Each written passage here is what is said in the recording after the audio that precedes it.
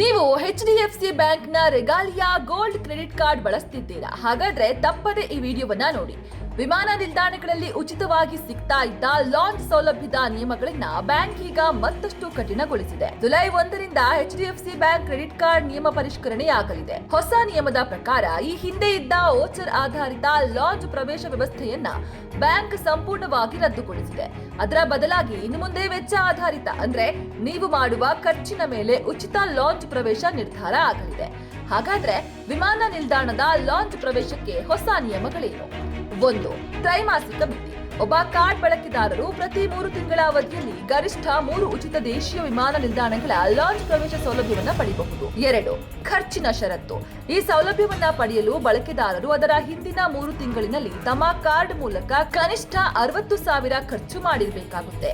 ಕೇವಲ ಲಾಂಚ್ ಪ್ರವೇಶ ಮಾತ್ರವಲ್ಲ, ಮೇ 15ರಿಂದಲೇ ಅನ್ವಯ ಆಗುವಂತೆ ರಿವಾರ್ಡ್ ಪಾಯಿಂಟ್ಗಳ ವ್ಯವಸ್ಥೆಯಲ್ಲೂ ಕೂಡ ಬದಲಾವಣೆಯನ್ನ ತರಲಾಗಿದೆ.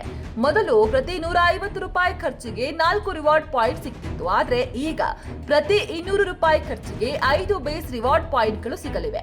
ಜೊತೆಗೆ ಡೈರೆಕ್ಟ್ ಕರೆನ್ಸಿ ಕನ್ವರ್ಷನ್ ಅಂದ್ರೆ DCC ಮಾರ್ಕಪ್ ಶುಲ್ಕವನ್ನ ಶೇಕಡ 1.75ಕ್ಕೆ ಪರಿಷ್ಕರಿಸಲಾಗಿದೆ. ಕ್ರೆಡಿಟ್ ಕಾರ್ಡ್ಗಳ ದುರುಪಯೋಗವನ್ನ ತಡೆಯಲು ಮತ್ತು ನಿರ್ವಹಣಾ ವೆಚ್ಚವನ್ನ ಬ್ಯಾಲೆನ್ಸ್ ಮಾಡಲು ಬಹುತೇಕ ಎಲ್ಲಾ ಬ್ಯಾಂಕ್ಗಳು ಲಾಂಚ್ ಸೌಲಭ್ಯಗಳಿಗೆ ಇಂತಹ ಕಟ್ಟುನಿಟ್ಟಿನ ನಿಯಮಗಳನ್ನ ತರ್ತಾ ಇದೆ.